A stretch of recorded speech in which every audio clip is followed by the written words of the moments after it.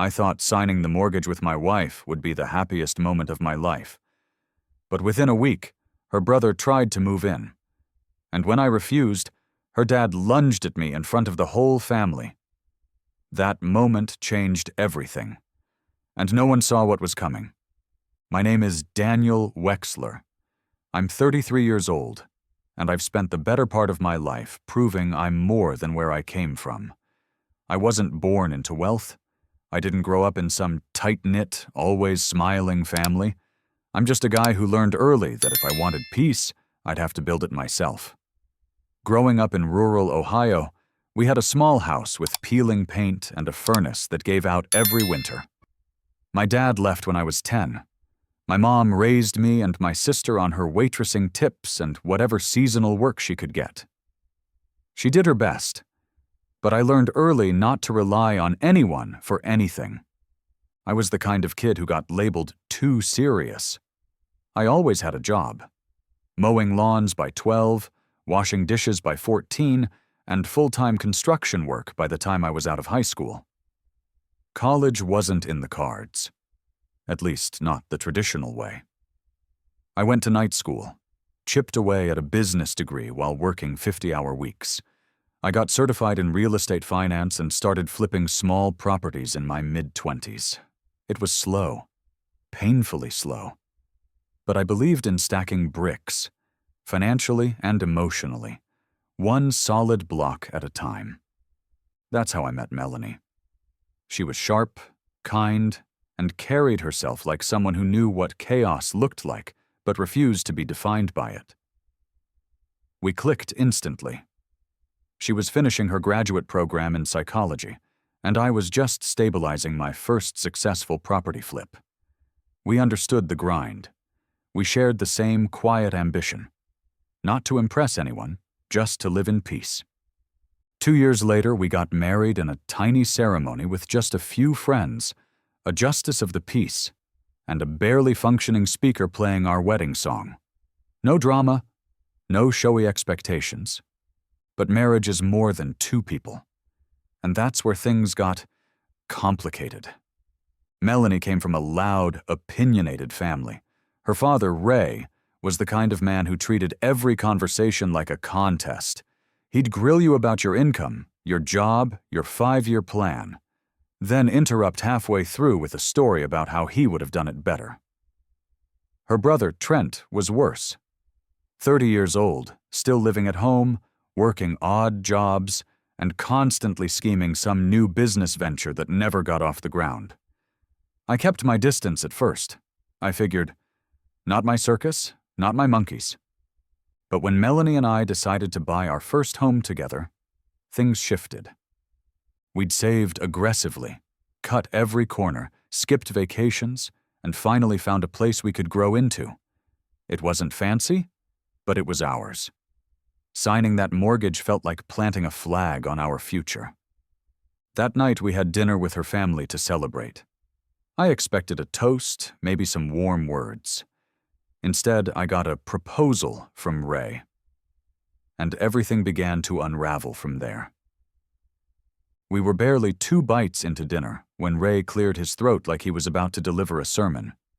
He clinked his fork against his glass and said, "Daniel, now that you've finally got some real skin in the game, I have a business idea that could benefit everyone here."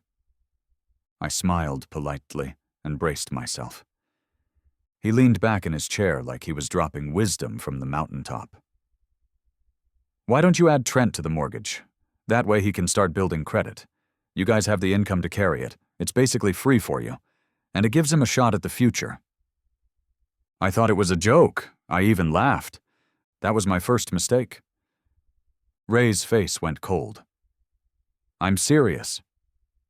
I looked at Melanie, expecting her to shut it down, but she just stared at her plate. That silence told me everything I needed to know. She'd heard this before. Maybe even considered it. I explained calmly that this wasn't a small favor. Trent had no steady job, no savings, no responsibility.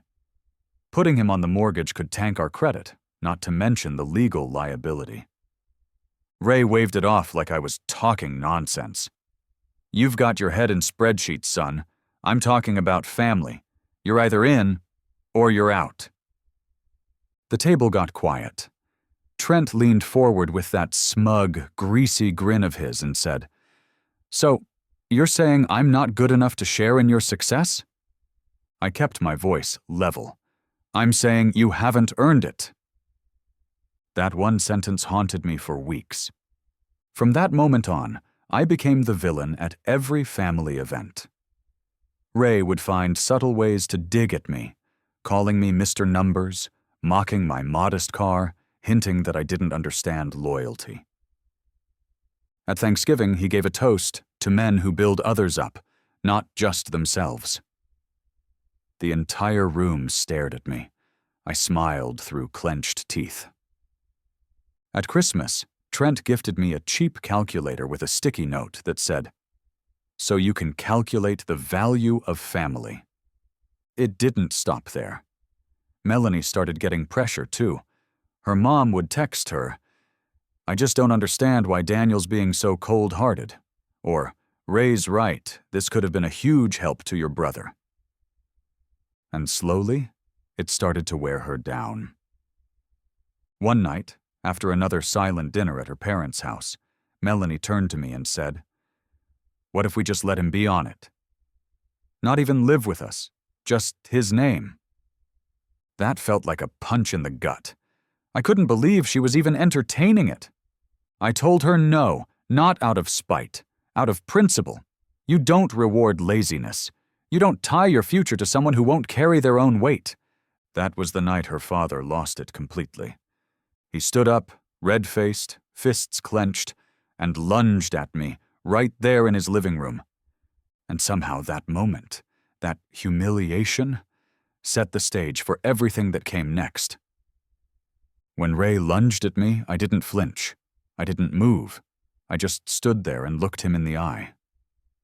He didn't hit me, though I think part of him wanted to. Melanie screamed and got between us. Her mother started crying.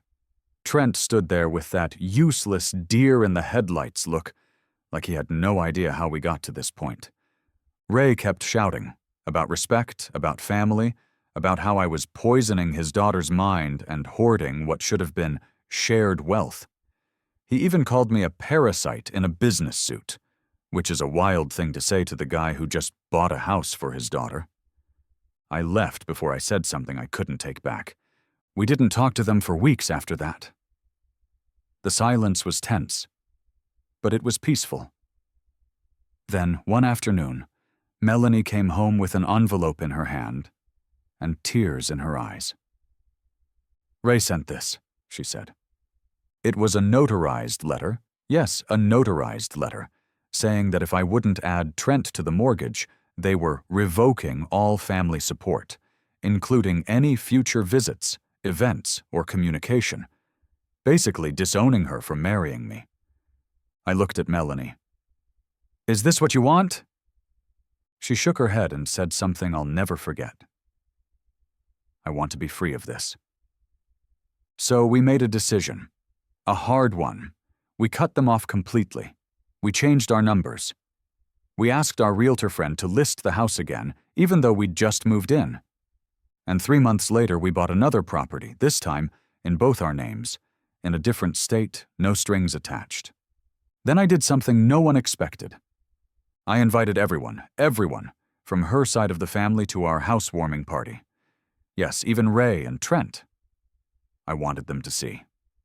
Not out of spite, but to close the book. They showed up, mostly out of curiosity. Ray walked around like he owned the place, making snide remarks about how far the drive was, how the landscaping needed work. Trent showed up in a hoodie, said nothing, and disappeared into the kitchen like he lived there.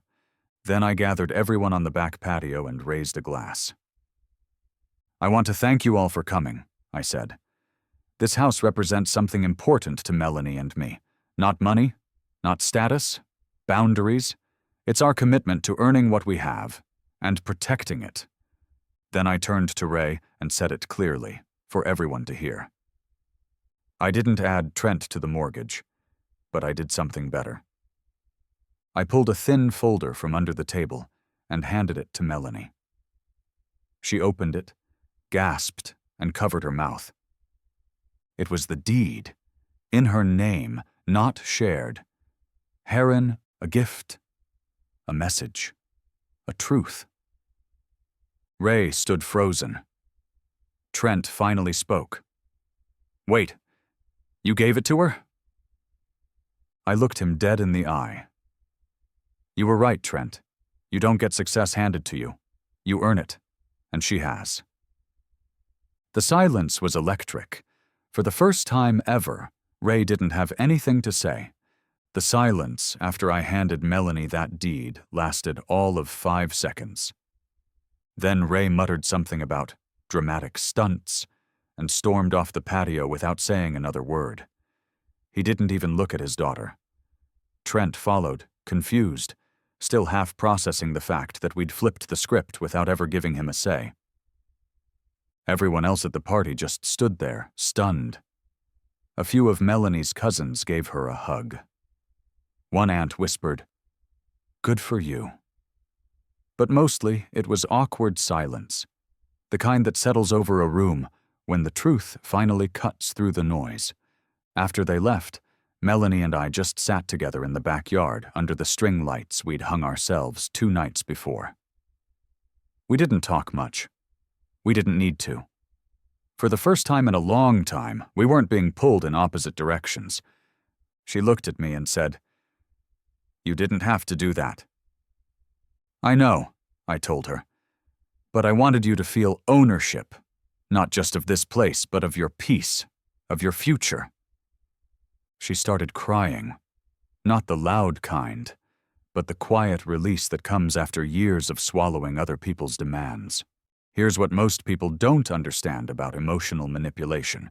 It doesn't always come with yelling or threats. Sometimes it's disguised as love, as obligation, as help. That's what her family had used for years, guilt disguised as family values. And Melanie had been their target long before I ever showed up. Over the next few weeks, the fallout was mixed. Some relatives reached out and apologized. Some went radio silent. Her mother sent a single, half-hearted message that said, "I hope you're happy now."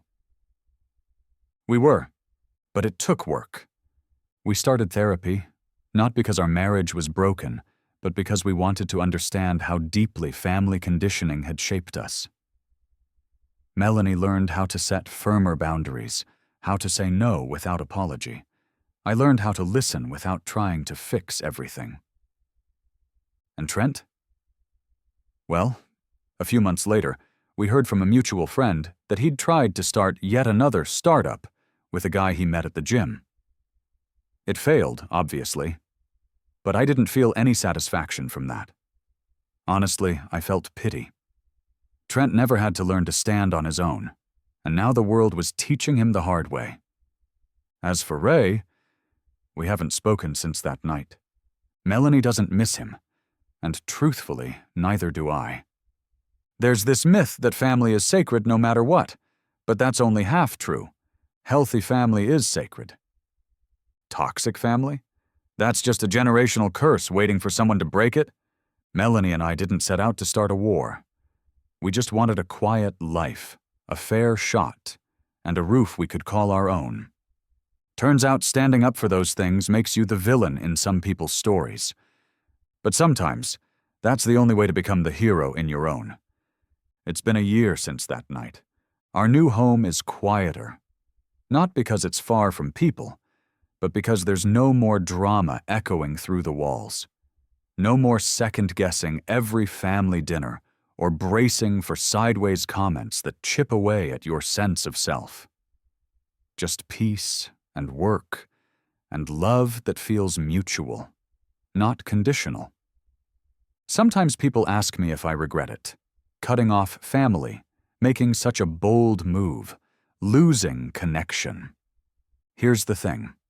I didn't lose connection.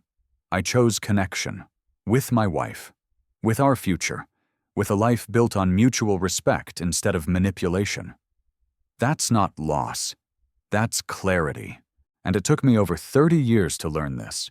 But here it is. You don't owe anyone access to your life just because you share DNA. Family is who shows up, not who shows off. Family is who respects your boundaries, not who tries to bulldoze them for their own comfort. And sometimes, the most loving thing you can do, for yourself and for them, is to walk away. There's this part of the story I didn't mention earlier. The night Melanie found that deed in the folder, the one with her name on it, she asked me, "Why me?" And I told her, "Because you chose hard things. You stood with me, even when it hurt. You earned this." And I meant it, because people like Trent, they wait for life to hand them something. People like Melanie, they build it, quietly, relentlessly, with no applause, no shortcuts, and no expectations of reward. That's who deserves to own something. That's who deserves peace. And if you're listening to this, if you've been carrying the weight of someone else's expectations, if you've been shrinking yourself to keep the peace, if you've been told that family means loyalty at all costs, I want to say this clearly. Loyalty without boundaries is self-destruction. You are allowed to say no. You are allowed to protect what you've built. You are allowed to outgrow people who never had to grow up. I'm not perfect. I've made mistakes, I've said the wrong things and held grudges too long. But I've learned this. Peace isn't passive. It's not what happens when nothing goes wrong. Peace is active. It's what you fight for. It's the silence you earn when you've set your life up to block out the noise. Melanie and I sit on our back porch most evenings now. Same string lights, same folding chairs. Sometimes we talk, sometimes we don't. But the air is clean. And every now and then I think back to that dinner. Ray, Trent, the proposal, the chaos. And I smile. Not because I won,